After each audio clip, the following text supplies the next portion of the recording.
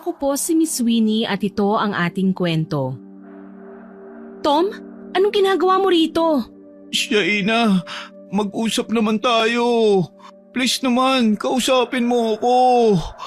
I'm sorry, Tom. Sorry pero ayoko na talaga. Nagsasawa na ako sa relasyon natin eh. Shaina naman, wag naman ganito. Please, pag-usapan natin to. Hindi mo na ba ako mahal? Sabihin mo sa akin, tumingin ka sa mga mata ko ng diretsyo. Ipagpapalit mo yung 6 na taon nating relasyon para lang sa lalaking kakilala mo pa lang. Napakababaw naman nun.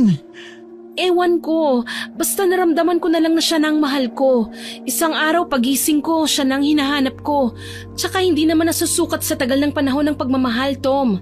Kusa na lang itong nararamdaman. Kaya sana respetuhin mo ang desisyon ko. Maghiwalay na tayo. Tsaka exam mo ngayon, di ba? Bakit nandito ka pa? Ayoko. Hindi ako aalis dito hanggat hindi mo binabawi yung mga sinabi mo. Pumasok ka na, Tom. Malilate ka na sa exam mo. Wala na rin naman silbi kahit makagraduate pa ako kung iiwan mo lang din naman ako. Para saan pa ha? Para saan pa ang mga pagsusumikap ko kung wala na rin naman akong paglalaanan nito? Huwag mong sayangin ang kinabukasan mo para lang sa akin. Umalis ka na rito. Di bang sabi ko sa'yo, magsusumikap ako mag-aral para sa ating dalawa? Kalimutan mo na lang ako. Hindi akong nababagay sa'yo. Please love, bigyan mo pa ako ng pagkakataon. Kapag nakapagtapos ako, may ibibigay ko na lahat ng kailangan mo, lahat ng gusto mo. I'm sorry, Tom, pero hindi na magbabago pa ang isip ko. Magsikap ka para sa sarili mo. Balang araw, makakatagpo ka rin ng babaeng magmamahal ng tapat sa'yo. Please naman, Shaina. Huwag naman ganito. Hindi ko kayang mawala ka sa akin. Please naman. Umalis ka na. Shaina. Tama na, tapos na tayo.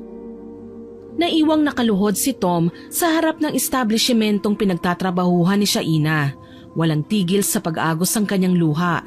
Wala siyang pakialam sa mga taong dumadaan at palihim siyang pinagmamasdan. Wala nang mas hihigit pang sakit kaysa sa nararamdaman niya ngayon.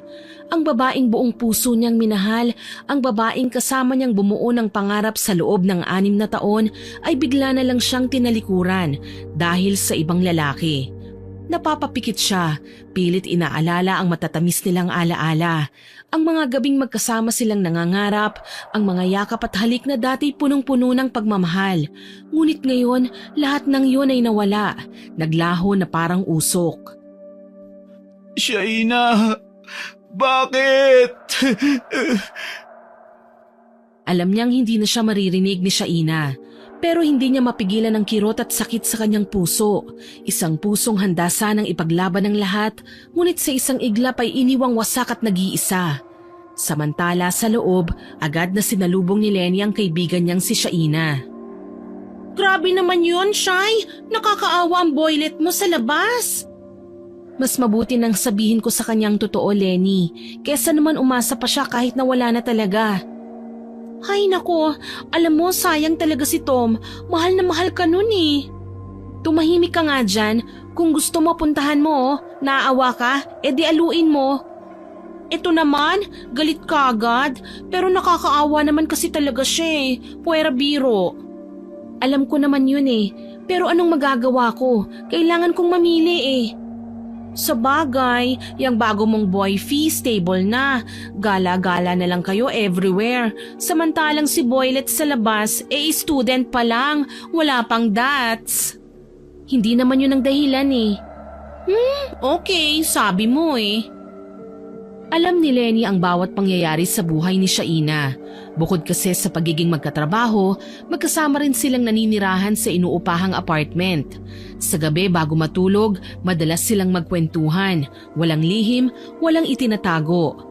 Dahil dito, kabisado na nila ang kwento ng isa't isa, pati na rin ang mga pinagdaanan nila sa buhay, lalo na sa pagdating sa pag-ibig. Samantala, sa kabila ng pagmamakaawa ni Tom na makausap si Shaina, nanatili itong matigas sa kanyang desisyon. Hindi na siya lumabas, hindi man lang niya tinapunan ng tingin ng dating minahal. Ayaw na niyang bumalik sa dati, ayaw na niyang magpaliwanag. Ngunit si Tom, hindi niya kayang basta nalang sumuko. Dahil dito, nagpasya siyang gawin ang huling bagay na alam niyang may pag-asa pang mapakinggan siya. Pinuntahan niya ang bahay ni Shaina. Sa kabila ng bigat ng loob at takot na baka tuluyan na siyang itaboy, kumatok siya sa pinto at hinanap ang ina ng dalaga. Umaasa siyang sa pagkakataong ito, may makikinig na sa kanya. Tao po!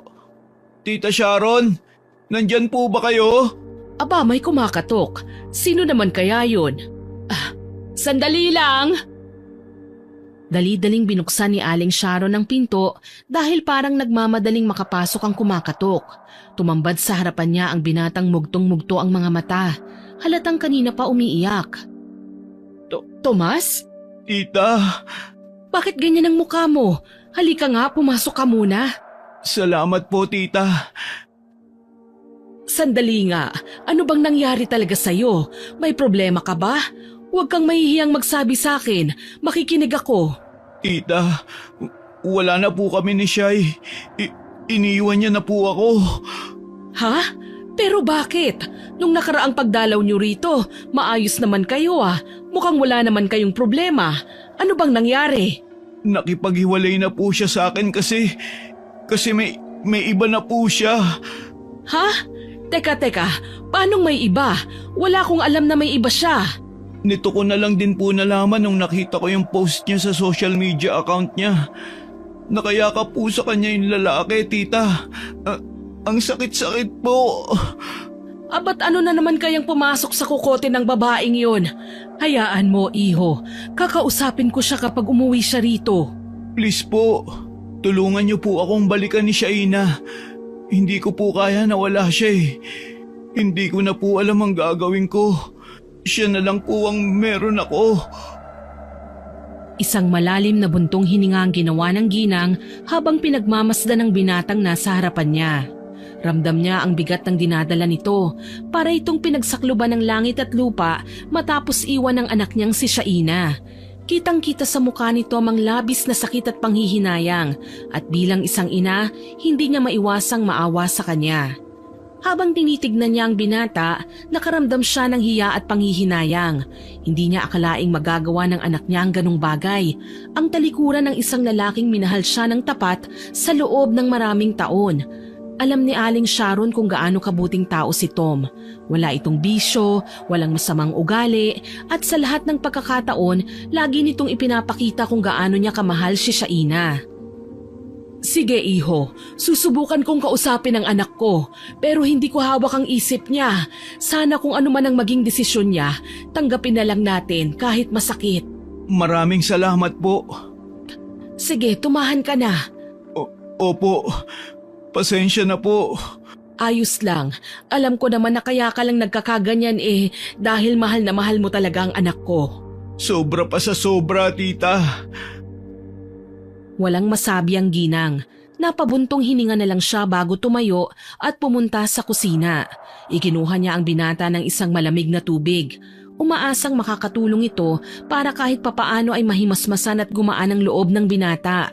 Tahimik namang tinanggap ito ni Tom. Nanginginig pa rin ang kamay habang dahan-dahang umiinom. Hinayaan na lang muna siyang makapagpahinga ni Aling Sharon. Alam niyang hindi madali ang pinagdaraanan ni Tom at ng mga oras na yon, ang tanging magagawa niya ay bigyan ito ng kahit konting ginhawa. Matapos ang ilang minutong katahimikan, unti-unting humupa ang paghikbi ng binata. Nakita niyang bahagyang kumalma si Tom kaya marahan siyang nagsalita. Tom, anak, mabuti pa siguro umuwi ka na muna. Magpahinga ka. Alam kong mabigat ang pinagdadaanan mo, pero wag mong pababayaan ang sarili mo, ha? Tumango lang si Tom, hindi pa rin makapagsalita ng maayos. Bago siya tuluyang umalis, hinawakan ni Aling Sharon ang kanyang kamay at tinitigan siya ng may sinseridad. Kung may kailangan ka, wag kang mag-atubiling lumapit sa akin, ha? Walang nagawa si Tom kundi ang muling tumango bago dahan-dahang lumabas ng bahay. Habang pinagmamasdan siya ni Aling Sharon papalayo, hindi niya maiwasang makaramdam ng bigat sa dibdib. Alam niyang hindi niya pwedeng hayaan ito ng ganito na lang. Kinagabihan habang nakaupo sa kama, dinampot ni Sharon ang kanyang cellphone. Alam niyang kailangan niyang kausapin si Shaina. Hindi na siya makapaghintay ng kahit isang araw pa. Kailangan niyang malaman ang buong katotohanan. Marahan niyang pinindot ang pangalan ng anak sa kanyang kontak at inilagay ang telepono sa kanyang tenga. Ilang beses itong nagring bago sinagot. Hello, Ma?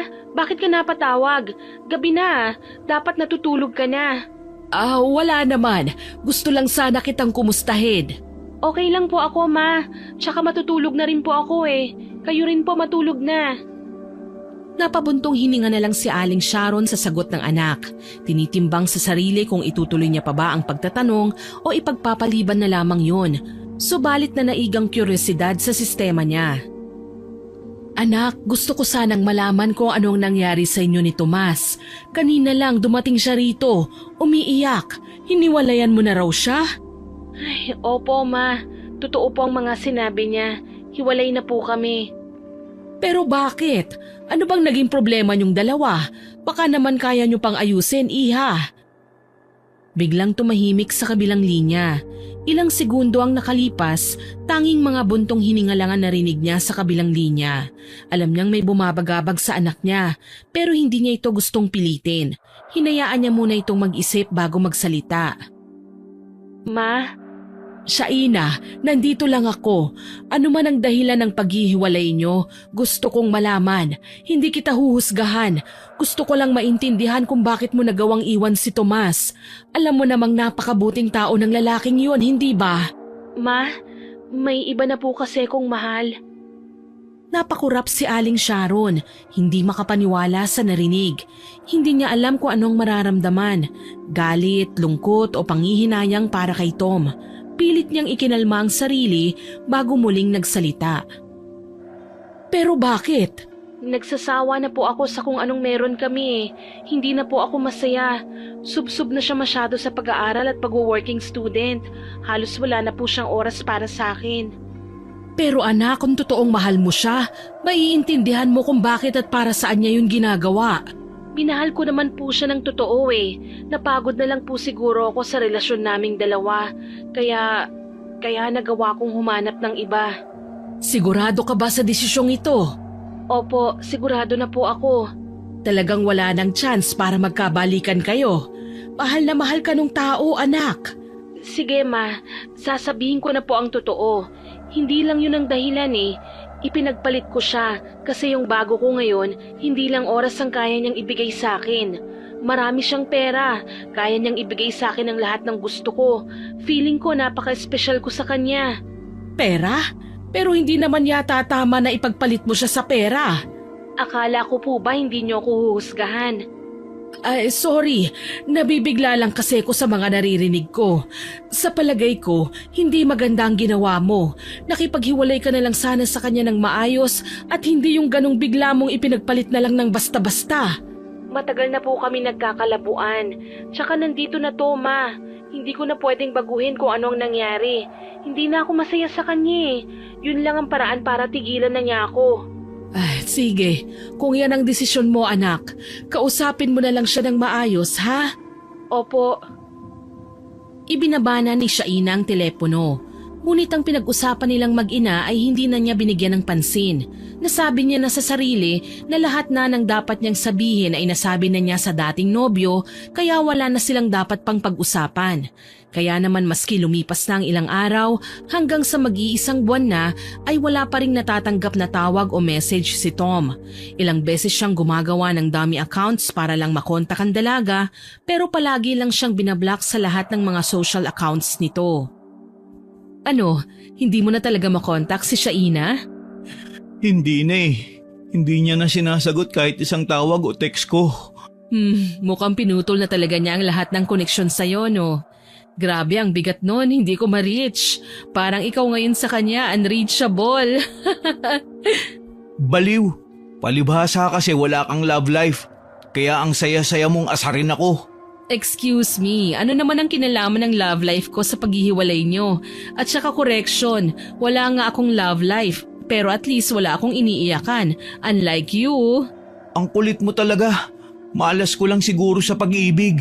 Hindi ka malas, ganyan naman yan eh. May mga taong pinagtagpo pero hindi itinadhana. So ano? Ganun na lang? Kalimutan ko na lang ganun? Hindi naman kaagad-agad, pero wag mo ring hayaan matali ka sa isang taong hindi na babalik. Baka kasi habang naghihintay ka sa kanya, may ibang taong handang mahalin ka ng totoo pero hindi mo lang pinapansin.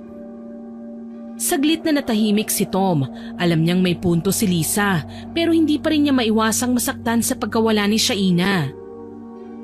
Ang OA mo, parang love guru lang.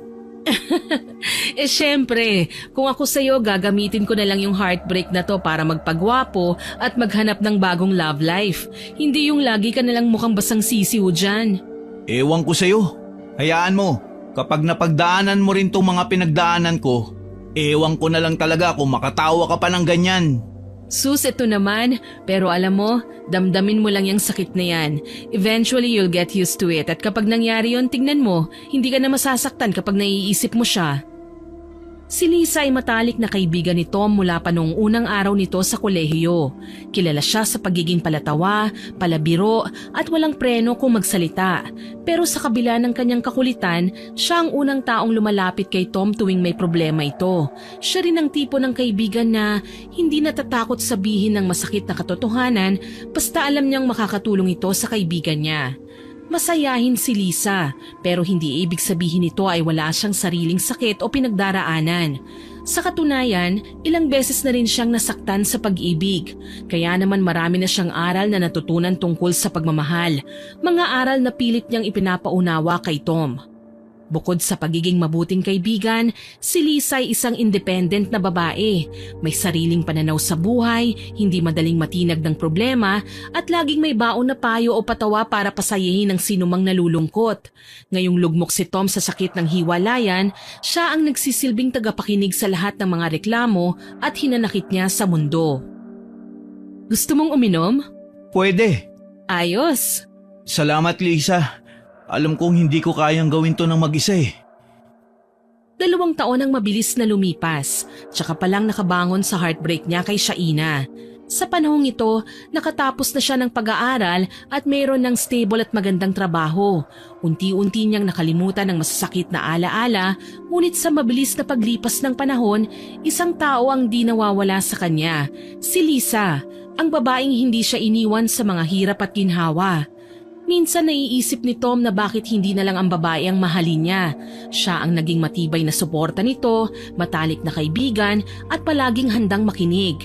Ilang beses na niyang napag-isipan ang bagay na yon, pero ngayong maayos na ang lahat, parang naramdaman niyang handa na siya ulit na magmahal.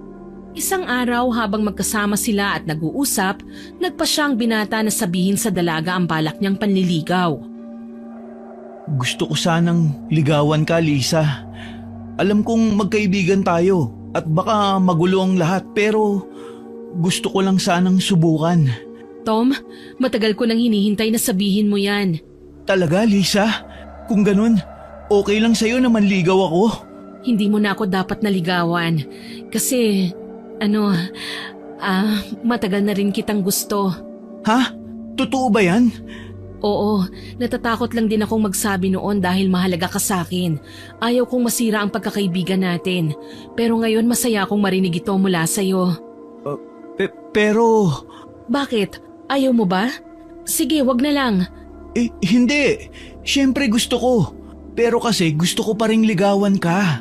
Alam mo, wala ka nang dapat na patunayan pa eh. Nakita ko naman na kung paano ka magmahal. At sapat na yun para malaman kung hindi mo rin gagawin sa akin yung ginawa ng ex mo. Kasi alam mo na kung anong pakiramdam. Salamat, Lisa. Pangako, iingatan at mamahalin kita ng buong puso. Alam kong totoo yan, Tom. Simula ngayon, sabay nating haharapin ang lahat. Napangiti si Tom at saka hinawakan ng 2 kamay ni Lisa. Hinalikan niya ang mga ito at saka tinitigan ng diretso sa mga mata ng dalaga. May mumunting butil pa nga ng luha ang tumulo mula sa mata niya na kaagad namang pinahid ng babae.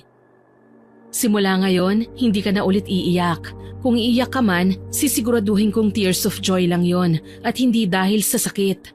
O ano, kain na tayo? Kanina pa ako nagugutom eh. Saan mo gusto kumain? Ikaw, saan mo ba gusto? Doon na lang sa parisan ni Tatang Medel. Samantala, habang labis ang kasiyahan ni Tom, kabaliktaran naman ang nadarama ng kanyang dating nobya.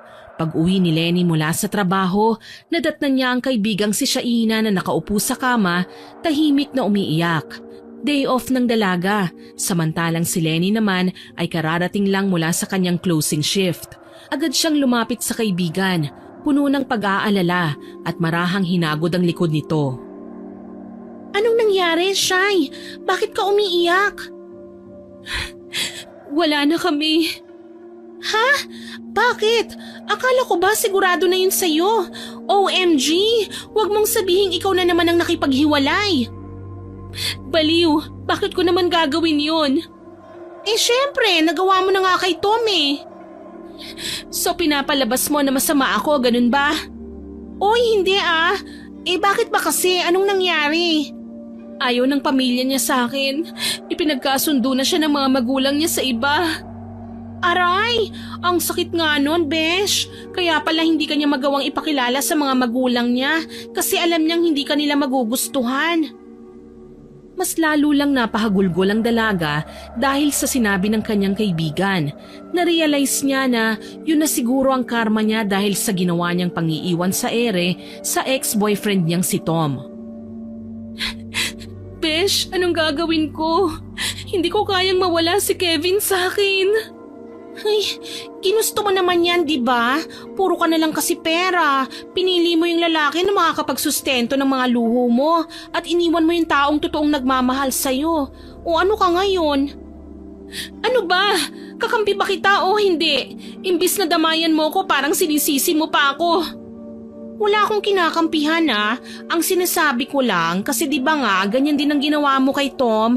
Ngayon ramdam mo na kung gaano kasakit ang maiwanan, di ba? Kinukonsensya mo ba ako? So ako pang sinisisi mo? Kung ganun lang din naman, wag mo na akong kausapin. Oy Besh, kaibigan mo ko. Kaya kahit alam kong nagpapakatanga ka sa mga desisyon mo, nirespeto ko yon. Ayokong itolerate ang pagkakamali mo. Pero ayoko rin panghimasukan ng mga desisyon mo. Matanda ka na, alam mo na ang tama at mali. Kaya siguro mas maganda rin na maranasan mo yan para matuto ka. At sana matuto ka na nga. Alam ko naman yung punto mo eh. At matagal ko nang alam na kampi ka kay Tom. Pero si Kevin, mahal ko siya. Ibinigay ko na ang lahat sa kanya kasi akala ko siya ni. So ano nang plano mo ngayon? Wala ka ng boyfriend? Hindi ko alam. Hayaan mo na. Basta tandaan mo, nandito lang ako. Dadamayan kita. At bakit ka naman tumatawa? Pinagtatawanan mo ba ako? Hindi ah, natatawa lang ako dahil sa wakas pareho na rin tayong single. Nabakante ka rin. Sira ulo. Natawa na lamang si Lenny sa itsura ni Shaina dahil para na itong baliw sa kaiiyak at tawa nito. Ngunit kahit may pagkasyunga sa paggawa ng desisyon ng kaibigan ay mahal na mahal pa rin niya ito. Para na rin kasi talaga silang magkapatid. Oh, mag-move on ka na ha? Kita mo tong isang to, nagmamadali, may lakad ha, may lakad? Oo kaya, tara, Jabi tayo, libre kita ng fries at saka sundae. Oy, sinabi mo yan ha, wala nang bawian. Uli ka na, okay na ako, tara na. Wow, ang bilis ha, move on ka na yan? Siyempre hindi pa, pero kain na muna tayo, wala pa akong kain simula kaninang umaga eh. Napapailing na lang si Lenny dahil sa kabaliwan ng kaibigan kaya naman niyaya na lamang niya ito para pumunta sa isang fast food chain na malapit sa apartment nila. Isang Sabado ng hapon, nagkatagpo naman sa isang grocery si Tom at ang ina ni Shaina na si Aling Sharon. Tita Sharon? Hi! Uy Tomas, long time no see ah. You're looking good. Grabe naman tita. Tumas pa rin ang tawag niyo sa akin. Ah, yun na kasi ang nakasanayan ko eh. Kumusta na po kayo? Matagal na rin po akong hindi nakapasyal sa inyo. Busy na po sa trabaho eh. Abay, ayos na ayos lang ako, iho. Ikaw ba, kumusta ka na? Ayos na rin po ako. Nakakabangon na po paunti-unti. Ay mabuti yan. Pagpasensyahan mo na ang anak ko ha, iho. Tao lang din naman kasi siya at nadadala din ng tukso. Mapatawad mo sana si Shaina. Naku! Huwag po kayong mag-alala, Tita Sharon. Hindi naman po ako nagtanim ng galit kay Shai. Minahal ko pa rin naman po siya kahit papano. Salamat naman kung ganon, iho. Ay siya nga pala, kung sakaling may bakanting oras ka, pasyal ka sa bahay minsan nang makapagkwentuhan naman tayo. Kahit kasi wala na kayo ng anak ko, may pinagsamahan pa rin naman tayo. Ay, oo nga pala, birthday ko sa Makalawa, sana makapunta ka. Advance happy birthday po, tita. Sige po, subukan ko makapunta. Salamat po ah. Ay, walang anuman. Tita, lutuan mo ako ng paborito ko ah. Ayun lang ba? Aba, walang problema sa akin, iho. O siya, mauna na ako sa'yo ha? Marami pa kasi akong aasikasuhin sa bahay. Sige po, mag-iingat po kayo. Ayos na ang lahat kay Tom. Matagal na niyang tinanggap ang nangyari sa kanila ni Shaina, kaya baliwala na lang sa kanya na muling mag-cruise ang kanilang landas. Pero dahil nanay ng dati niyang karelasyon ang kanyang pupuntahan, may respeto siya kay Lisa. Nagpaalam siya kung papayagan siya nito. Bagamat pinayagan niyang binata, lingid sa kaalaman nito ay may alinlangan siya at takot na nararamdaman. Hindi niya ito inamin kay Tom hanggang sa dumating ang araw ng kaarawan ni Aling Sharon.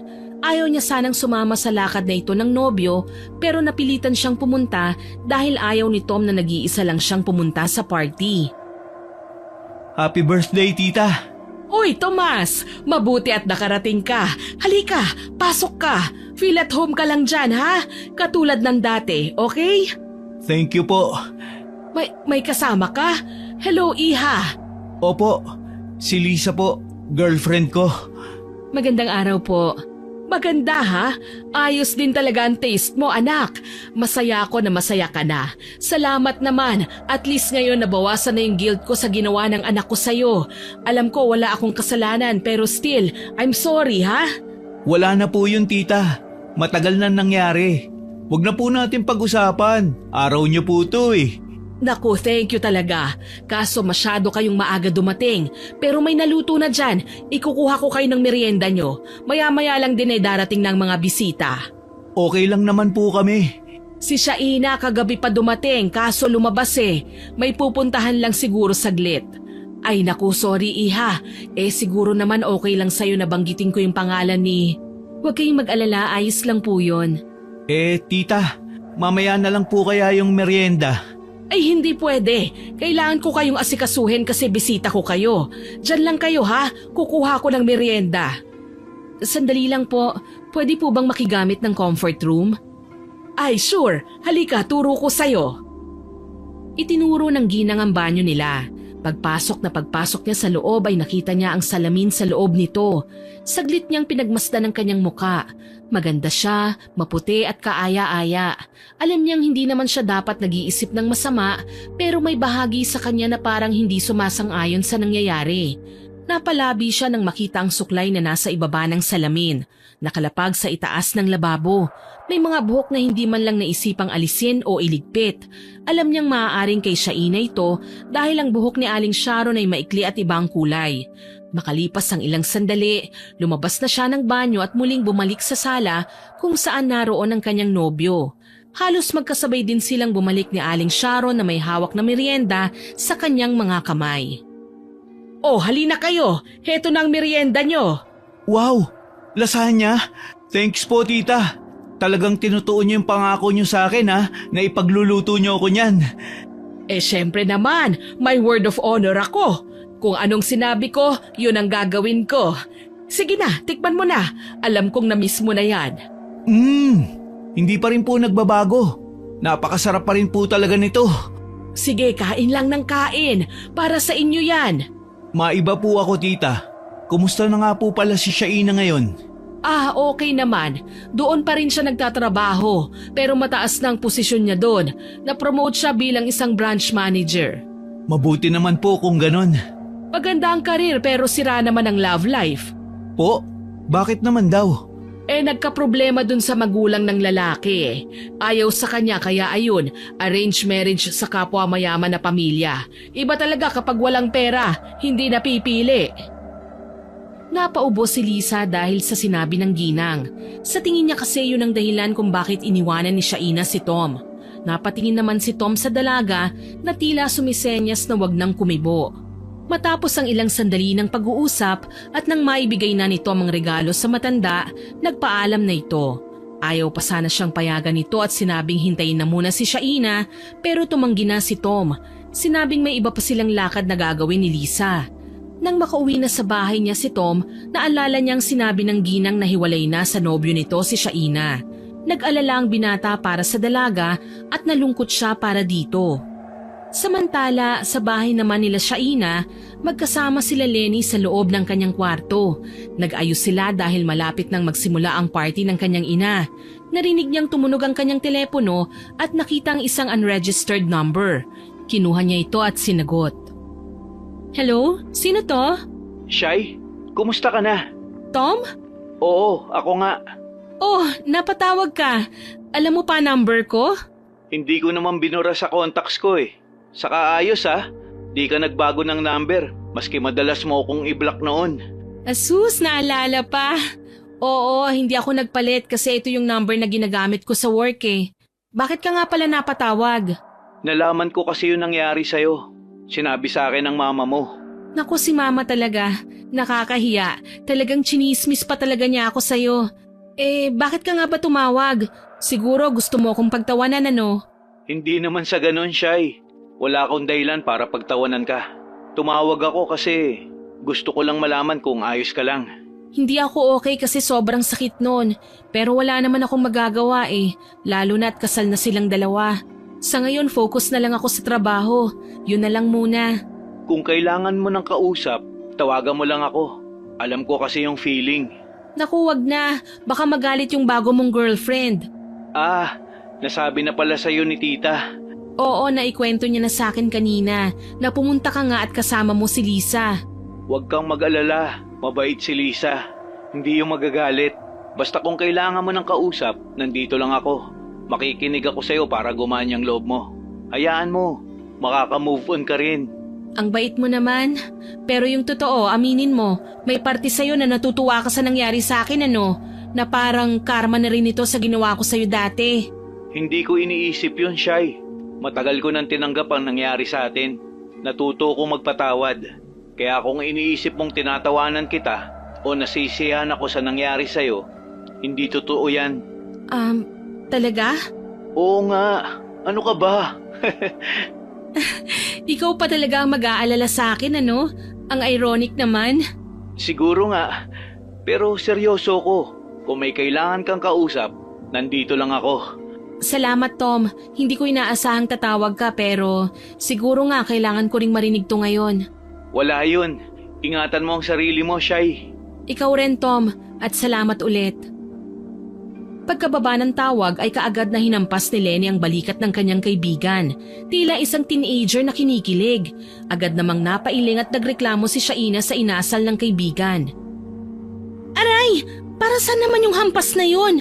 Ang sakit Uy, ano yung tawag na yon? Si Tom? Tinawagan ka ni Tom? Ano yon? Return of the comeback na ba? Sinasabi mo, nangungumusta lang yung tao kaya tumawag. Ito kasing si Mama nagawa na akong ichismis. I smell something fishy ha? Style niya kamo, bulok. Kunwari nangangamusta pero nakikipagbalikan pala. Hindi mangyayari yon, may jowa na yung tao, ano ka ba? Jowa lang pala hindi pa asawa, may pag-asa ka pa. Manahimik ka nga, nakakahiya yung sinasabi mo Huwag mong lagyan ng mali siya yung pagtawag niya. Boys will be boys, alam mo yan, Shaina. Concerned lang yung tao, bruhang to. Lihim na napangiti si Shaina sa mga sinabi sa kanya ni Lenny. Alam niyang palabiro lang talaga ito at mapang-asar pero hindi niya maintindihan na sa pagkakataong yun parang nagustuhan niya ang pagbibiro nito. Dahil doon ay bumalik sa isip niya ang mga panahong sila pa ni Tom, kung paano siya minahal nito ng tapat. Ipinilig niya ang kanyang ulo at pilit na binubura yon sa kanyang isip. Alam niyang hindi na siya pwedeng makaramdam ng ganon dahil alam niya ng katotohanan na hindi na siya karapat-dapat pa kung sakali para sa lalaki. Samantala, makalipas ang ilang araw, mula nang huling makausap ni Tom si Shaina, palagi na lang niya itong naiisip hanggang sa maisipan niyang bisitahin ito at kumustahin ng personal. Nagbihis siya at pinaghandaan niya ang muli nilang pagkikita ng dating nobya. Naisip niyang gawing alibay na lang ang pagbili ng damit sa clothing store na pinamamahalaan ni Shaina. Ngunit saktong pag-alis niya, nakita siyang lumabas ng kanyang nobya. Hindi niya alam na nakasunod ito sa kanya.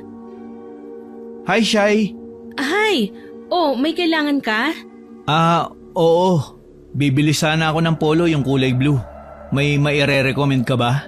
Oo, meron. Pero medyo pricey ang mga paninda dito hindi ko naman sinasabi na hindi mo afford pero… Patingin. Bibili ko kung magugustuhan ko. Sige. Wait lang. Tatawag ako ng mag-a-assist sa'yo. Sheila? Pwede bang pakihanap mo si sir ng ilang piraso ng blue polo? Sumagot ang kanyang sales lady at kumuha ng mga stocks ng damit na kailangan ng kanilang customer. Samantala, habang naghihintay sila, kinausap naman ni Shaina ang binata ng magiliw. Mukhang asensado ka na ngayon Di naman. Sakto lang. Saan mo pala gagamitin yung damit? Mukhang may pinaghahandaan ka ng special event Siguro magpa-propose ka na sa girlfriend mo, no? Wala. Gusto ko lang bumili at makamusta ka na rin ng personal. Sabi ko naman sa'yo, okay lang ako. Kaya ko to, ano ka ba? Naging kaswal lang ang dalawa sa isa't isa. Nag-usap ng maayos, walang halong mali siya. Pero lingid sa kanilang kaalaman, meron isang pares ng mga mata na kanina pa nakatingin sa kanila mula sa labas. Nakakuyom ang kanyang palad at galit na galit. Kinagabihan nang makauwi si Shaina, nakaramdam siya ng kakaiba sa kanyang balat. Para siyang nangangati at nakakaramdam din siya ng init. Parang pakiramdam niya kapag inaatake siya ng allergies, lalo na kapag nadidikit siya sa anumang bagay na pwedeng makatrigger nito. Len, naglinis ka ba dito kanina? Hindi ba toka mo ngayon? Tapos na po, madam. Bakit ganito? Ano ba to? Sobrang kati ng balat ko. Marami pa sigurong alikabok dito. Ay, hala siya. Promise po, naglinis po talaga ako dito kanina. Nilinis ko yan hanggang sa kasingit-singitan. Baka naman may nakain ka lang na bawal. Baka nga. Grabe ang kati. Tignan mo nga Hubarin ko lang Nang alisin niya ang kanyang damit, nanlaki ang mga mata ni Lenny nang makita ang malalaki at mapupulang pantal sa buong katawan ng dalaga. Hala, anong nangyari dyan? Naku, mabuti pa, tara na sa ospital at baka lumala pa yan. Tignan mo ang lalaki ng mga pantal. Iinuman ko na lang ng gamot sa pangangati. Wala naman akong nararamdamang masakit maliban sa inaantok na ako. Ipapahinga ko na lang. Ayokong pumunta sa ospital Sure ka ba? Oo, bes. Sure ako. Gisingin mo na lang ako mamaya. Teka, saan na ba yung antihistamine ko? Naku, mukhang ubos ko na pala. Ay, heto meron ako Wow, mabuti naman at meron ka. May allergy ka rin ba? Wala, pero iniinom ko yan kapag nangangati ako. Sira ulo ka. Ibang pangangati naman palang sinasabi mo Ininom na ng dalaga ang gamot na binigay sa kanya ng kaibigan. Matapos ang ilang sandali, medyo naging maayos ng kanyang pakiramdam. Nahiga na rin siya para makapagpahinga. Pero kinabukasan, paggising niya ay halos hindi na siya mapakali dahil halos dumoble na ang kating nararamdaman niya at halos lahat na ng parte ng katawan niya. Nakita na rin niya ang ilang sugat at gasgas sa kanyang balat. Ano ba naman ito? Sobrang kati naman. Hala, namumula na yan balat mo, kakakamot mo paano? Sobrang kati naman kasi. Mauna na nga akong maligo sa'yo. Baka sakaling mawala ang pangangati na to.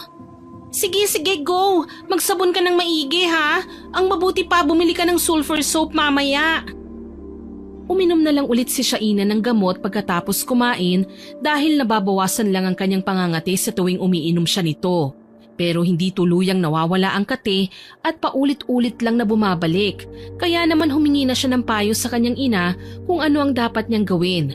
Kaagad niyang dinayal ang numero ng ina upang makausap ito. Hello po, ma? Iha, napatawag ka ngayon.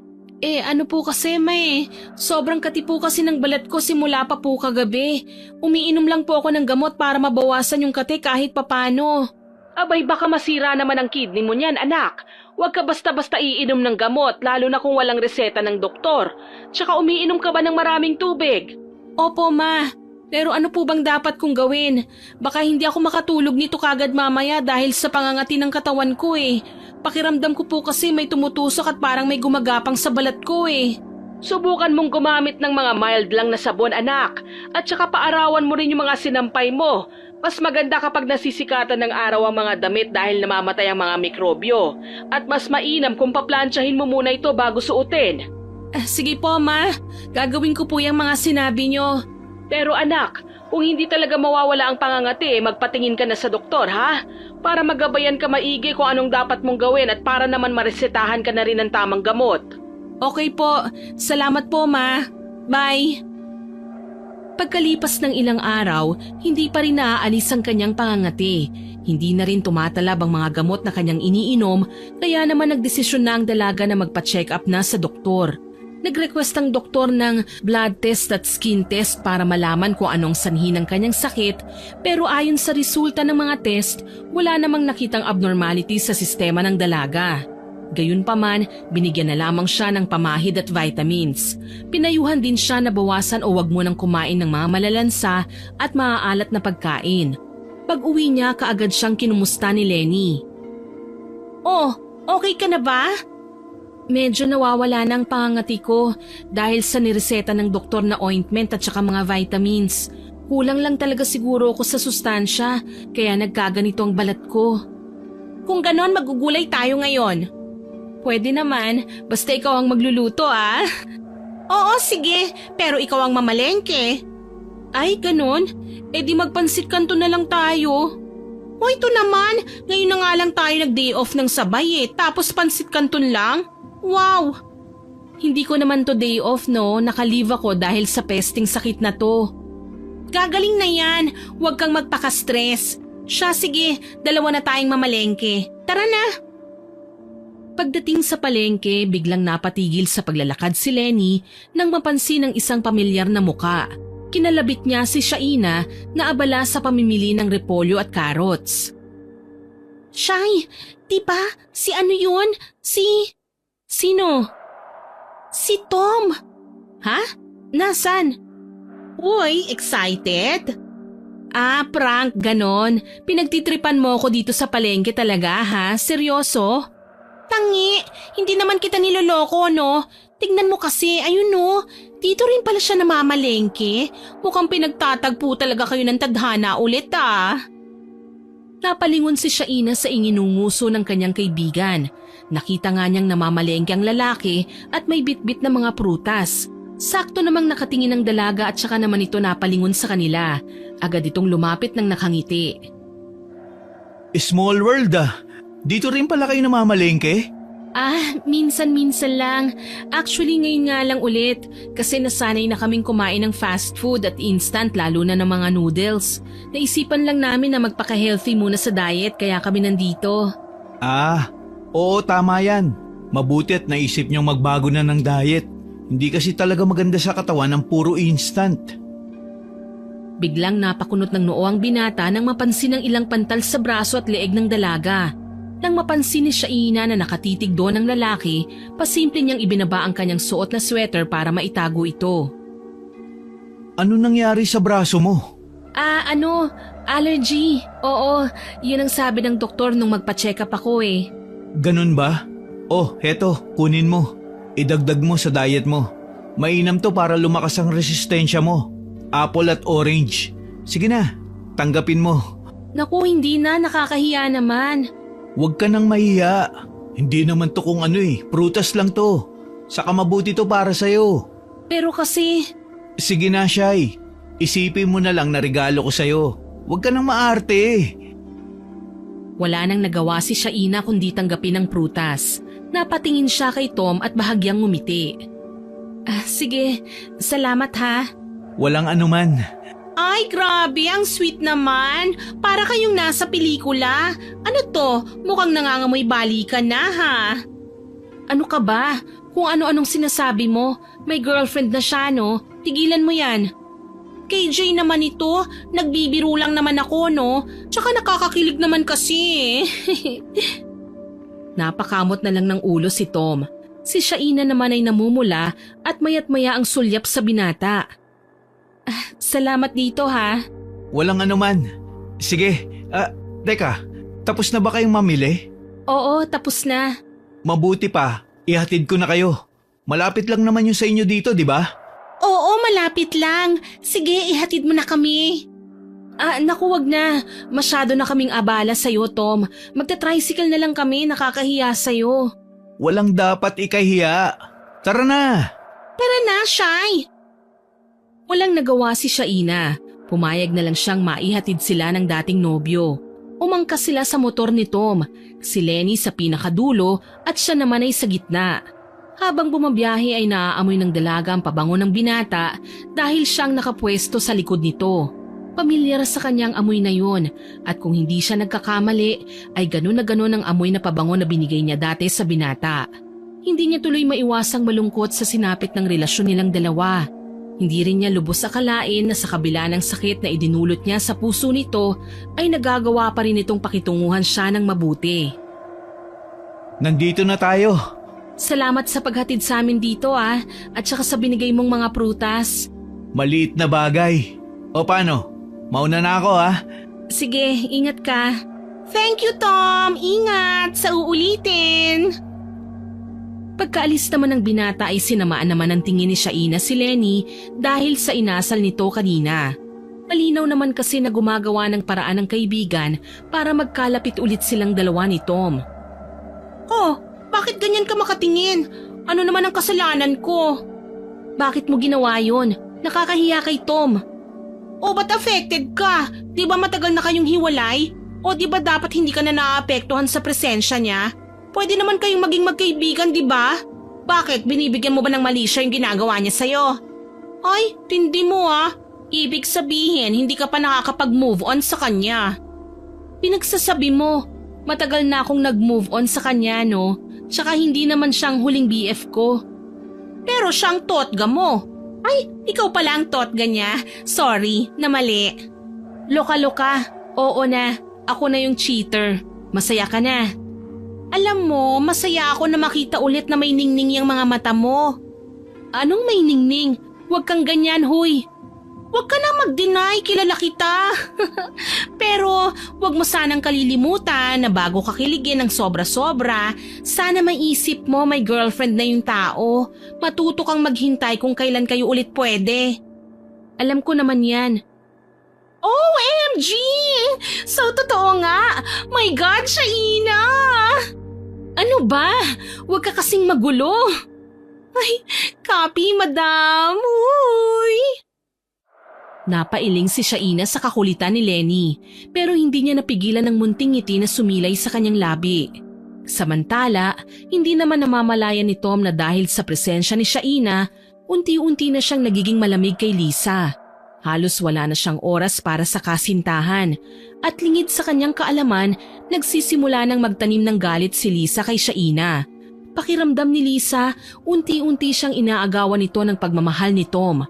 Simula nang magpunta sila sa bahay ni Aling Sharon, nagbago ang pakikitungo ni Tom sa kanya.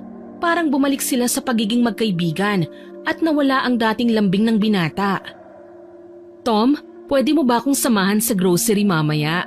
Ubus na kasi ang stock ko sa apartment eh. May gagawin pa ako mamaya eh. Ikaw na lang muna siguro. Napapansin ko yata lagi ka nalang busy. Ano bang pinagkakaabalahan mo ha? Busy lang sa trabaho. Sigurado ka? Oo. Lagi ka nalang ganyan eh. Dati nahaharap mo pa akong samahan pero ngayon, umamin ka nga sa akin Tom. May dapat ba akong malaman? Ha? Ano bang sinasabi mo? Wala ka naman dapat malaman. Ano ka ba? Baka kasi meron eh. May inililihim ka sa akin. Ano ka ba? Ba't naman ako maglilihim sa'yo? Malay ko. Alam mo, parang lagi mo na lang akong pinagdududahan. Eh iba kasi ang pakiramdam ko eh. Tsaka hindi rin naman ako magkakaganito kung hindi ka nagkakaganyan. Parang may mali eh. Parang hindi mo na ako mahal. Alam mo, siguro mabuti pang maghiwalay na lang tayo. Natigilan ng binata sa sinabi ng kanyang nobya. Hindi niya alam kung anong isasagot dahil pakiramdam niya anumang salitang kanyang bitiwan ay lalo lamang makakasakit. Kitang-kita niya ang nangingilid na luha sa mga mata ni Lisa habang nakatitig ito sa kanya na para bang naghihintay ng kasagutan na hindi niya kayang ibigay. Hindi niya kinayang salubungin ang titig ng dalaga kaya siya na ang naunang umiwas ng tingin. Gusto mo ba? Hindi ko alam, pero parang hindi na ako ang priority mo eh. Parang laging may ibang bagay na mas importante kesa sa akin. Siguro, masyado lang akong nai-involve sa ibang bagay. Pero hindi ibig sabihin nun na wala ka ng halaga sa akin. Mahalaga ako? Ba't parang hindi ko na nararamdaman? Hindi kita maintindihan. Pwede bang diretsahin mo na lang ako? Bakit ka ba nagkakaganyan? Nagsiselos ako sa ex mo. Ramdam ko bigla kang nanlamig nang malaman mong break na ang ex mo sa BF niya. Tama ba o mali? Ano? Ano ba yung sinasabi mo? Bakit mo kami pinag-iisipan ng masama ni Shaina? Wala kami ginagawang masama. Hindi ako manhid, Tom. Wala akong balak na iwan ka. Si Shaina, siya ang past ko. Wala na kami, matagal na. Wala kang dapat na ipagselos. Pangahawakan ko ang sinabi mong yan. Pero please lang, kung inirerespeto mo pa ang relasyon natin, baka pwedeng umiwas ka na muna sa kanya. Ayokong makita na magkasama kayong dalawa. Mariing pinahid ni Lisa ang mga luhang kumawala sa kanyang mga mata bago tuluyang tumalikod at umalis sa bahay ni Tom. Mabigat ang bawat hakbang niya, ngunit mas matimbang ang sakit at galit na bumabagabag sa kanyang dibdib. Hindi siya papayag na mawala ang lalaking minahal niya ng buong puso, lalo na sa babaeng muling bumalik sa buhay nito.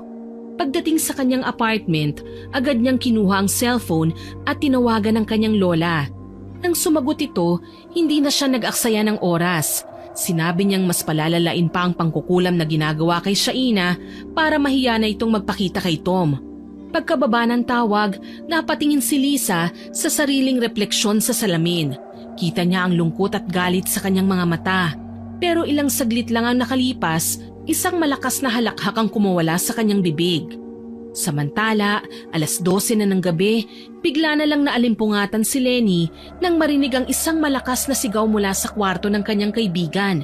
Agad siyang napasugod dito. Ganun na lamang ang panlalaki ng kanyang mga mata nang makita ang kalagayan ni Shaina. Napatakip siya ng bibig. Anong nangyari sa balat mo? Ba't nagkaganyan? Parang nagbabalat at pulang-pula na.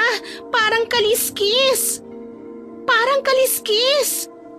Tulungan mo ako. Hindi ko na kayang kati. Para na ako mababaliw. Ha? Anong gagawin natin? Teka lang ha. Tatawagan ko ang mama mo. Baka alam niyang gagawin, Shaina. Hindi ko kayang tumayo. Nanghihina na ako. Please tawagan mo siya. Parang awa mo na. Agad na denial ni Lenny ang numero ni Sharon. Alalang-alala naman ang ginang nang malaman ang nangyari sa kanyang anak. Hindi makapaniwala na ang simpleng allergy ay magiging malubha. Agad na pinuntahan ng ginang ang kanyang anak. Nang makarating siya ay nakita niya ng personal ang kalagayan ng kanyang anak at tulad ni Lenny, napatakip din ito ng bibig. Ma! Ha, Diyos ko po anak, anong nangyari sa balat mo? Para kang tinubuan ng mga kaliskis. True, tita. Yan na nga rin po ang sinabi ko sa kanya kanina eh. Ma, ano pong gagawin ko? Ayoko po nito. Hindi ako makakaharap sa mga tao ng ganito ang itsura ko. Paano ako makakapagtrabaho? Mandidiri sa akin ng mga customer. Shh! Tahan na! Gagawa ni mama ng paraan ha? Huwag kang mag-alala. Magtatanong-tanong ako sa mga kakilala ko. Tita, nag-aalala ako. Baka naman kasi hindi lang ito basta allergy. Naniniwala ba kayo sa kulam? Baka lang kasi. Ano ka mo? Nakulam? Pero sino naman kaya ang gagawa nun sa kanya? Hindi ko po alam. Pero wala naman pong mawawala kung susubukan natin siyang ipatingin sa albularyo. Napatango-tango na lamang si Aling Sharon at saka niyakap ang anak. Naawa siya sa kalagayan nito at hindi niya akalaing may gagawa ng ganito sa anak niya. Kaya naman hindi na nagsayang ng oras ang ginang at agad na tinawagan ng mga kakilala niya upang tanungin kung may kakilala ba ang mga ito na albularyo. Sa San Enrique? Si Capoldo? Sige, hahanapin ko. Kailangan ko kasi ngayon ng tulong niya eh. Sige Mare, salamat ha! Nang maibaba ang tawag, ay kaagad na hinarap ng ginang ang anak at saka hinawakan sa dalawang kamay. Bugto na ang mga mata ng dalaga sa kaiiyak dahil sa napakasamang kondisyon ng balat niya. Si Lenny naman ay nakamasid lang sa dalawa at naaawa rin sa kondisyon ng kaibigan. Sige, bukas na bukas ay dadalhin kita sa San Enrique. Opo, Ma. Lenny, iha, sasama ka ba? Magpapaiwan na lang po ako dito, tita. Kailangan ko po kasing pumasok eh. Lalo na't day off ng 2 sales lady ngayon. 4 lang kaming on duty sa store. Tsaka naka-leave naman po itong si Shaina. Siya, sige. Salamat, iha. Maaasahan ka talaga ng anak ko. Kinabukasan, maagang gumayak ang mag-ina. Pagdating ng 6:00 ng umaga ay bumiyahe na sila papuntang San Enrique kung saan makikita ang albularyong inirekomenda ng kumare ni Sharon. Hindi naman sila nahirapan sa paghahanap ng bahay ng albularyo. Bantog kasi ito kaya halos lahat ng mga mapagtanungan nila ay kilala ang matanda. Pagdating nila sa lugar ay agad nilang nakita ang isang matandang lalaki na nakaupo sa balkon ng kanyang bahay. Agad silang sinalubong ng matanda at agad na pinatuloy sa kanyang bahay. Sinabi ng matanda na may nakita siyang itim na aura na nakasunod sa dalaga, kaya kailangan na nilang matawas ito bago pa maramdaman ang presensya ng manggagamot. Sa loob ng bahay, agad na sinimulan ng matanda ang kanyang pagtatawas. Napapailing ang matanda habang tinitignan ang kalagayan ng dalaga. Halata sa mukha nito ang panghihina. May mga malalaking pantal at pamumula ng kanyang balat. Sa harap ni Kapoldo, nakalagay ang isang malalim na puting plato na may tubig. Sa kaliwang kamay naman ay hawak ang isang kandila at sa kanan ay may dahon ng sambong na kanyang kinukuskus sa braso ni Shaina habang bumubulong ng dasal. Dahan-dahan niyang sinindihan ang kandila at itinaas ito sa ibabaw ng plato. Unti-unting pumapatak ang luha ng kandila at bumubuo ng isang imahe. Napakunot ng noo ang matanda nang mabasa ang tawas. Isang babae na may matinding galit sa'yo. Siya ang may gawa nito sa'yo, Iha. Babae? Wala naman po akong kagalit o kaaway. Iha, hindi porket wala kang alam na kaaway mo ay wala nga. May mga taong hindi nagpapakita ng tunay nilang nararamdaman. Ang inggit, galit at puot, hindi mo laging nakikita. Pero nararamdaman ng mga tulad ko. Po? Paano niyo po nalaman? Ang hugis ng tunaw na kandila ay hindi nagsisinungaling. Dito ko nakikita ang lakas ng itim na enerhiyang ipinadala sa'yo. Malinaw, isang babae ang nasa likod nito. May galit siya sa'yo. Hindi pa siya titigil hanggat hindi ka tuluyang bumabagsak. Paanong hindi titigil? Ibig bang sabihin papatayin niya ang anak ko? Maaari. Kaya kailangan natin pigilan to bago pa niya magawa. Sa ngayon, katawan mo pa lang ang tinitira niya. Pero oras na mas lumakas ang galit niya, baka pati kaluluwang mo na ang pasakitan niya. Kilala ko po ba? Masasabi niyo po ba sa akin kung sino? May nakikita akong lalaki, Iya. Sa tingin ko siya ang dahilan kung bakit ka kinukulam. Napalunok si Shaina. Sa kanyang isipan, isang pangalan lang ang biglang lumitaw. Si Lisa. Ano pong gagawin natin? Kailangan mong lumaban, Iya. Huwag kang matakot. Binigyan na lang muna ng paunang lunas ng albularyo si Shaina. Sinabihan siya nito na ipahid ang espesyal na langis na yon pagkatapos maligo sa umaga at bago matulog sa gabi. Binigyan din siya ng matanda ng pangontra para hindi na mas lalong lumala ang kulam sa kanya. Huwag mong kakalimutan, Iha, na magpahid nito para di na tumalab ang mga susunod niyang kulam sa'yo. Teka lang ho, Kapoldo. May isa pa ho akong tanong. Kaya mo bang ibalik ang kulam na yan sa taong tumatrabaho sa anak ko? Mama, wag na. Ayoko pong maghangad ng di maganda sa iba. Okay na ho ako basta gumaling ako. Wala tayong magagawa, Iha. Sa ayaw at sa gusto mo, may ibabalik sa mangkukulam ang sumpang ibinigay niya sa'yo. Pero, kailangan niyang pagbayaran, Iha, ang ginawa niya sa'yo. Wala siyang awa kaya hindi dapat maawa sa taong yan. Kung ganun po, sige po, tulungan niyo ako, Kapoldo. Medyo malakas ang kapangyarihan nila. Kaya hindi natin mapapabilis ang paggaling mo. Kailangan kong pag-aralan kung paano ko mapapantayan ang kapangyarihan nila. Nila? Ibig sabihin hindi lang isang kumukulam sa anak ko? Oo, 2 sila. Isang mas bata at isang matandang mangkukulam. Ay Diyos ko, Shaina! Napatingin si Shaina sa kanyang ina at sa albularyo. Hindi niya alam kung kakayanin niya ang lahat ng ito. Pero isa lang ang sigurado niya. Hindi niya hahayaang sirain siya ng hindi nakikitang kalaban. Samantala, nasa bahay naman ni Tom ang nobya niyang si Lisa. Day off kasi nilang dalawa, kaya naman nagpa siya ang dalaga na dalawin ng lalaki. Naisip niya rin kasing kausapin ito tungkol sa naging away nila noong nakaraan. Love, may dala akong karne ng baboy tsaka gulay. Ipagluluto kita ng sinigang. Ah, sige. Niyakap ng dalaga ang kanyang nobyo pero hindi ito gumanti ng mahigpit na yakap. Bigla niyang binitiwan ng lalaki at matalim na tinitigan. Ano bang problema mo? May problema ba talaga tayo, ha Tom? Ano na naman to, Lisa? Dati kapag niyayakap kita, agad kang gumaganti ng halik at mahigpit na yakap. Anong nangyari? Parang wala lang ako dito ah. Parang ayaw mo na. Pwede ba? Huwag ka nga magsimula. Anong gusto mo, manahimik ako? Habang unti-unti ka nang lumalayo sa akin, na binabaliwala mo ng relasyon natin? Hindi ako bulag, Tom. Ayoko nang makipagtalo. Wala ako sa mood, Lisa.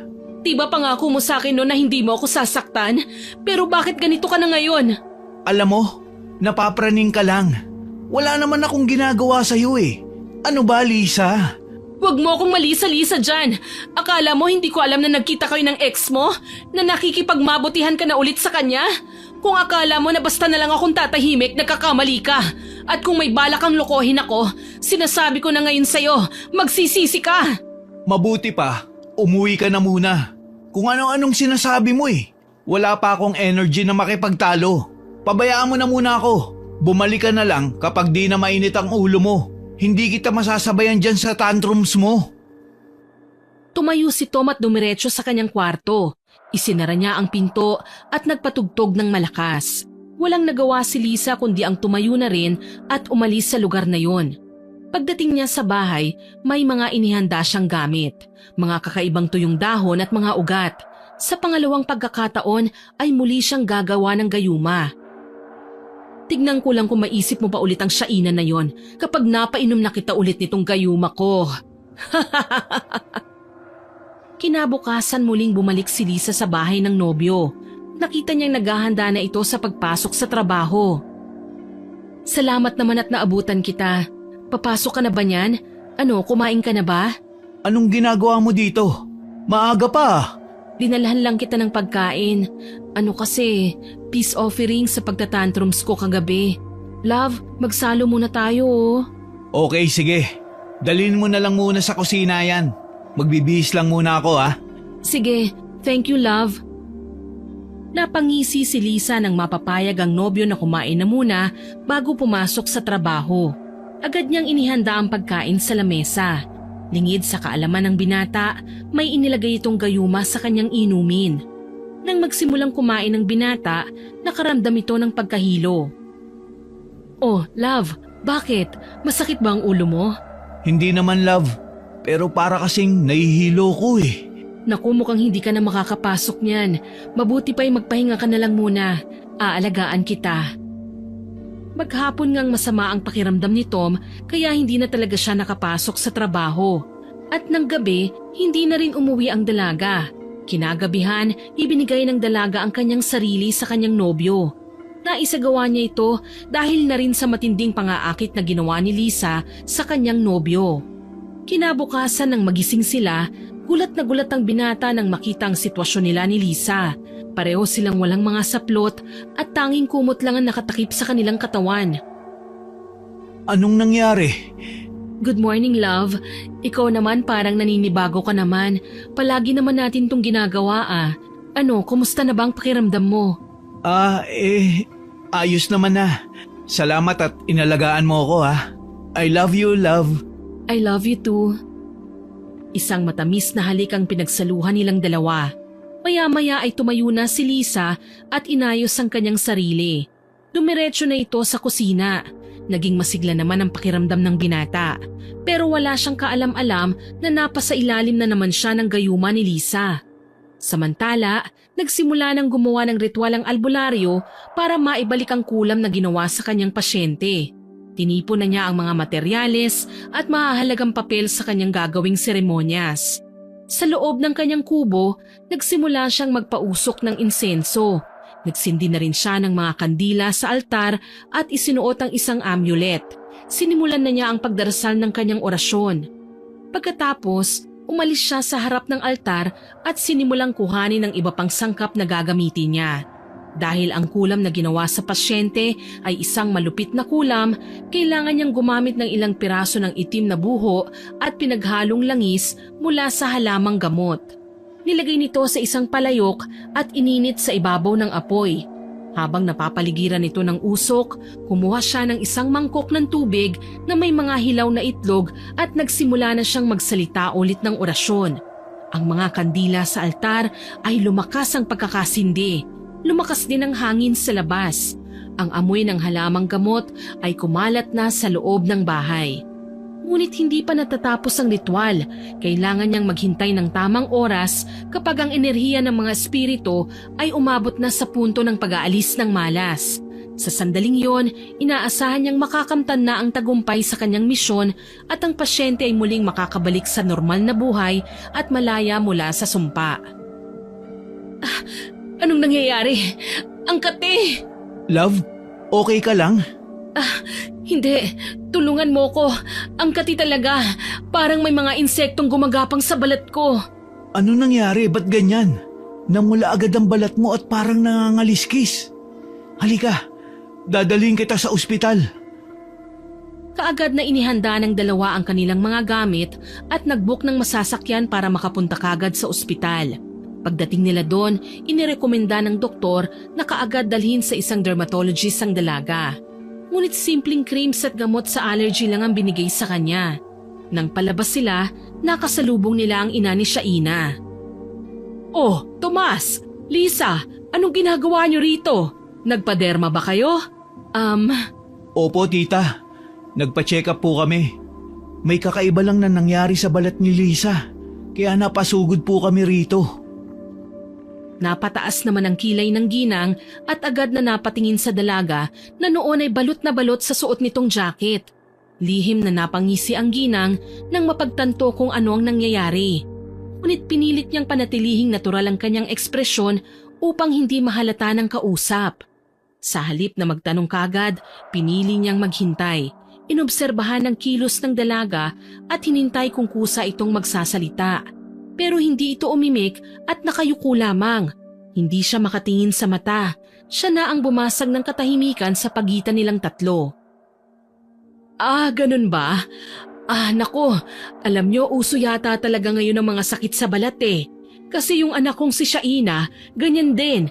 Pero buti na lang papagaling na. Ikaw, Iha, anong nangyari dyan sa balat mo? Ewan ko nga rin po, tita. Wala naman kasing problema sa lab test pero sabi ng doktor, psoriasis daw. Kasi ganito yung itsura ng balat kapag may psoriasis. Nagbabalat na para bang kaliskis. Parang kagaya rin nung kay Shaina. Nakita ko kasi yun minsan eh. Walang pinagkaiba. Nako, hindi naman psoriasis ang sakit ng anak ko, Iho. Pero alam mo, hindi doktor ang magpapagaling sa kanya. Ikaw, Lisa, baka gusto mo ring magpagamot sa kanya. Hindi na po, okay lang po ako. Talaga? Sayang naman, magaling pa naman yung manggagamot. Talaga po, tita? Pwede ko po bang malaman kung saan nyo ipinagamot si Shaina? Baka sakaling doon din gumaling si Lisa. Sa albularyo. Habang sinasabi yun ng ginang ay nasa babae ang tingin niya. Mas nadagdagan pa ang hinala niya nang bigla na lang maglikot ang mga mata ng dalaga na para bang hindi komportable. Napatangu-tangu naman si Tom at nagtanong pa kung anong sabi ng albularyo. Ang sabi ni Capoldo, nakulam daw ang anak ko. Po, nakulam si Shaina? Pero bakit naman po? May taong galit at naiinggit daw sa kanya kaya hayun, kinulam siya ng 2 tao. Gusto niyo bang samahan ko kayo kay Capoldo? Sige po, tita. Mukhang kailangan talaga ni Lisa ang tulong ng albularyo kasi parang hindi po sigurado yung doktor sa findings niya eh. Ngayon lang daw to nangyari na hindi ma-detect kung bakit nagkasakit ng ganito yung girlfriend ko. Hindi naman makatanggi si Lisa nang sumang-ayon si Tom sa sinasabi ng matanda. Gayunpaman, kinakabahan pa rin siya na baka malaman ng manggagamot ang tunay niyang katauhan. Pero dahil sa nangangati na siya at nahihirapan na sa kanyang sitwasyon, wala na siyang pagpipilian kundi ang magpagamot. Kinabukasan, maagang sinundo ng magkasintahan si Aling Sharon sa kanyang bahay. Sinamahan ng ginang ang dalawa sa bahay ni Kapoldo. Kumpiyansa ang ginang na malalaman na niya sa wakas kung sino ang nangulam sa kanyang anak. Malakas ang hinala niya na si Lisa ang may kagagawan ng lahat at lahat ng nangyayari dito ay karma para sa isang taong walang konsensya. Pagdating nila sa bahay ni Kapoldo, kaagad na napansin ng matanda ang madilim na aura ng dalaga. Napailing ito at nalungkot habang tinitignan, pero may napansin siya sa kasama nitong lalaki. Iha, anong ginawa mo sa lalaking to? Ano po? Huwag ka na magkaila, Iha. Alam mo kung ano ang tinutukoy ko. Wala akong alam sa sinasabi nyo. Bakit, Kapoldo? Ano pong nakikita nyo? Gayuma. Nasa ilalim ng gayuma ang lalaking ito. Lisa? Anong sinasabi niya? Alis na tayo. Baliwang matandang to. Hindi ako gagaling sa kanya. Teka lang, ba't aalis na kayo? Subukan mo muna. Magaling siyang albularyo. At ikaw, Tom, magpatingin ka na rin dahil mukhang halang talaga ang bituka ng babaeng kasama mo. Tita, huwag niyo naman pong pagsalitaan ng ganyan ng nobya ko. Kung ganon, kung wala siyang ginagawa sa'yo, hahayaan niyang matignan kayo parehas ni Kapoldo. Manahimik ka. Hindi ko ginagayuma si Tom. Mahal niya ako. Hindi alam ni Lisa kung paano ipapaliwanag ang sarili habang si Tom ay tila naguguluhan sa lahat ng kanyang nararamdaman. Napatingin siya sa kanyang mga kamay, parang biglang nagduda sa lahat ng nangyari. Binigyan siya ng albularyo ng isang inumin. Anito'y makakapagpaliwanag ng isip ang likidong yon. Ayaw niya sanang tanggapin pero sa huli ay ininom pa rin niya. Sabi ng albularyo na kung tunay niyang mahal si Lisa, hindi magbabago ang kanyang damdamin kahit pa inumin niya ang likidong yon. Dahil dito, nagdesisyon siyang patunayan ang kanyang pagmamahal. Kaya para patunayan ang damdamin niya para sa nobyang si Lisa, ay dire-diretso niya yung nilagok. Oh, wala naman nangyari. Wala akong kakaibang nararamdaman at ganun pa rin ang pagtingin ko kay Lisa. Eh di mabuti kung ganon. Pero ipatingin pa rin natin si Lisa kay Kapoldo. Baka sakaling masolusyonan niya ang sakit sa balat ni Lisa. Hindi na ho kailangan, Aling Sharon. Salamat na lang ho. Wala nang talabang pinainom niya kay Tom, hindi ba? Kaya bakit pa ako magsasayang ng panahon na magpatingin sa kanya? Hindi lang din naman ako gagaling. Sige po, tita. Aalis na po kami ng girlfriend ko. Halika na, love. Nginisian pa ni Lisa ang dalawa bago sila tuluyang makalabas ni Tom sa bahay ng matandang albularyo. Nagkatinginan naman sila Aling Sharon at Kapoldo, tsaka napailing sabay na napabuntong hininga. Paano nangyari yun, Kapoldo? Bakit walang epekto ang pinainom mo kay Tom? Huwag ka mag-alala, Sharon. Hindi naman kasi mabilisan ang epekto nun. Ilang minuto pa ang kailangang lumipas bago maramdaman ni Tom ang pagkawala ng gayuma sa sistema niya. Sa kanya lang malalaman na nagayuma nga siya ng nobya niya. Hindi nga nagkamali si Kapoldo dahil habang nasa biyahe ang magnobyong Tom at Lisa ay para bang may kung anong pagtataka sa isip ng lalaki. Katulad na lamang ng kung bakit sila magkasama ng babae, gayong sinabihan niya na ito na wag na muna siyang guluhin ng ilang araw. Love? Lisa, ano nangyari? Bakit tayo magkasama? Sa pagkakatanda ko, sinabihan kitang wag muna tayo magkita ng ilang araw, di ba? Anong sinasabi mo? Wala kang sinabing ganyan. Nakalimutan mo na ba? Nagkasakit ka kaya dito ako natulog sa bahay mo para maalagaan kita. May nangyari pa nga sa ating... Lisa, ano ba? Alam mo, ngayon ko lang napagtanto ang lahat na baka nga totoo ang sinabi ni Kapoldo kanina. Siguro ginayuman mo talaga ako, no? Magsabi ka ng totoo. Hindi totoo yan. Bakit naman kita gagayumahin? Nandito ako sa tabi mo simula nang hiwalayan ka ni Shaina. Ako yung naging karamay at sandalan mo. Hindi mo ba naaalala? Ikaw pa nga yung unang nagpahiwatig ng damdamin sa akin. Kaya bakit ko naman gagawin yun kung kusa namang nahulog ang loob mo sa akin? Hindi ko alam. Kasi ang totoo niyan, simulat sa pool, si Shaina lang talaga ang minahal ko. Hindi ko nga alam kung bakit isang araw nagising na lang ako na ikaw na yung hinahanap ng mga mata ko, ng isip ko. Gusto kong makita lagi ang mukha mo. Yun naman pala eh. Kaya paano mo nasabing ginayuma kita ha? Dahil bigla ko na lang yun naramdaman. Kahit ako nga nagtataka sa sarili ko kung bakit sinasabi ng bibig ko na mahal kita. Si Shaina pa rin ang sumusulpot sa isip ko eh. Yung pala, pahiwatig na yun na siya lang naman talaga dapat ang sinasabihan ko ng salitang yun. Dahil hindi naman pala totoong nahulog na ako sa'yo, kundi resulta lang yun ng panggagayuman mo sa akin. Hindi yan totoo. Baka ikaw ang nagayuman nila dahil sa ipinainom nila sa'yo kanina, Tom. Hindi ko na alam kung sino ang paniniwalaan ko sa inyo. Masyado nang magulo ang utak ko. Magpahinga na lang muna tayo. Pero love, Sige na, pumasok ka na sa bahay mo at uuwi na rin ako. aalma pa sana si Lisa, ngunit kagad nang tumalikod si Tom para umalis. Habang nasa biyahe ay hindi maiwasang maisip ng binata kung ano nga ba talagang nararamdaman niya. Parang naisahan kasi siya at naging isang tau-tauhan dahil sa ginawa ng kanyang nobya. Naguguluhan siya at maraming tanong sa isip niya na nangangailangan ng kasagutan. Kaya naman pagkalipas ng 1 linggo ay tsaka lang siya nagpasyang dalawin si Lisa. Lisa? Lisa, ako to. Alam kong day off mo ngayon kaya dinalang kita nitong paborito mong binignet. Tom, anong ginagawa mo rito? Umuwi ka na muna. Sa susunod ka na dumalaw. Masama kasi ang pakiramdam ko eh. Baka mahawa ka sa akin. May lagnat ka ba? Patingin nga. Wag. Wag mo akong hawakan kasi baka nga mahawa ka. Umuwi ka na muna. Ngunit nahalata ni Tom na para bang may tinatago si Lisa kaya naman kaagad niyang tinanggal ang face mask nito. Subalit nanlaki ang mga mata niya nang makita ang itsura ng dalaga at kaagad na nabitiwan ang face mask na hawak, pati na ang eco bag na may lamang isang Tupperware ng binignet. Bakit ganyan na ang itsura mo? Bakit mas lumalaya ang mga sugat mo? Saka mas lumaki. Tignan mo oh, nagnanaknak pa. Gusto mong malaman ng totoo? Dahil to sa nanay ng ex mo. Malakas ang kutob ko na siya ang nagpakulam sa akin kasi akala niya ako ang nangkulam sa anak niya. Bakit iha? Hindi nga ba? Tita Sharon, ano pong ginagawa niyo rito? Nandito ako para alamin kung totoo ngang nagtagumpay si Capoldo na ibalik sa babaeng yan ang ginawa niya sa anak ko. Kinulam niya ang anak ko kasi natakot siya na baka mawala ka sa kanya ng tuluyan.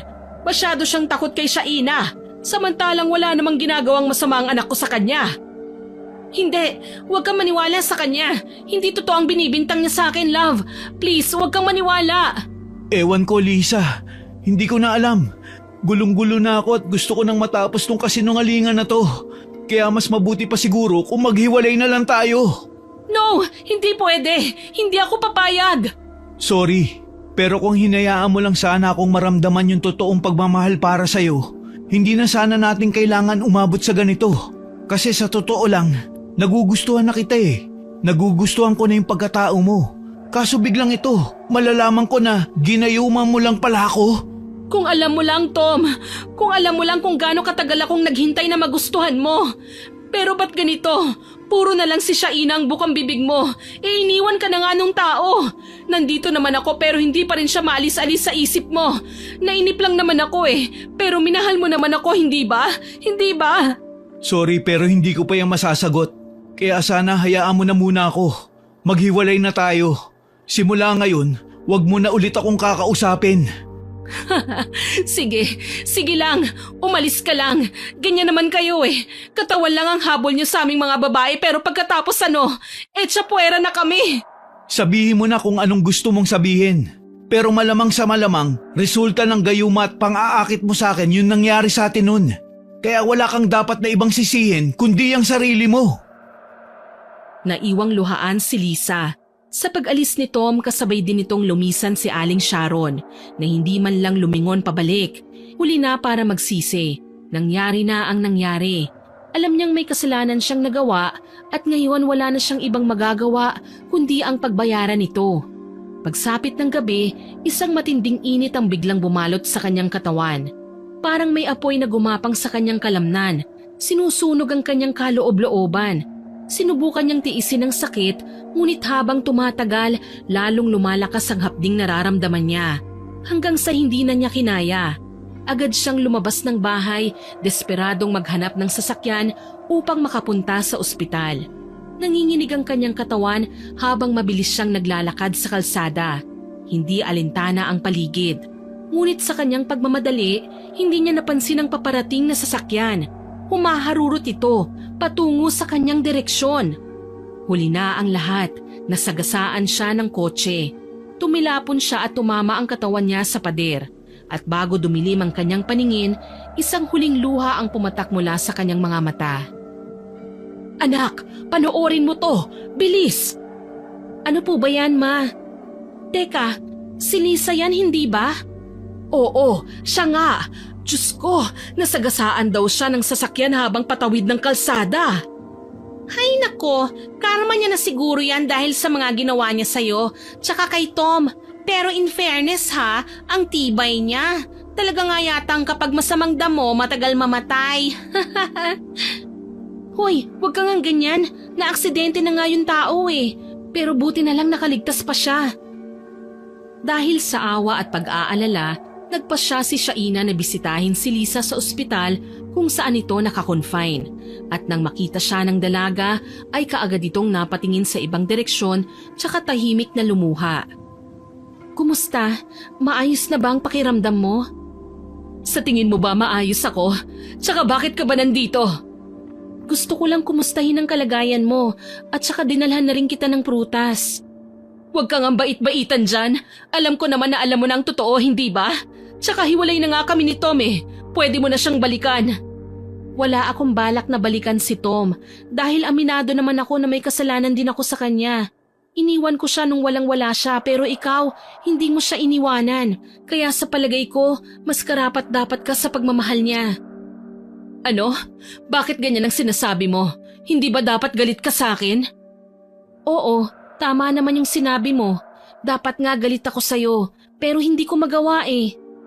Ganyan ka ba kabait? Ha, hindi ako makapaniwalang may ganyang kabait na tao. Anong pinaplano mo? Wala akong pinaplano. Nagpunta ako dito kasi gusto ko nang humingi ng tawad sa'yo. Dahil sa akin kaya mo nagawa na kulamin ako. Alam ko naman na nagsiselos ka lang eh.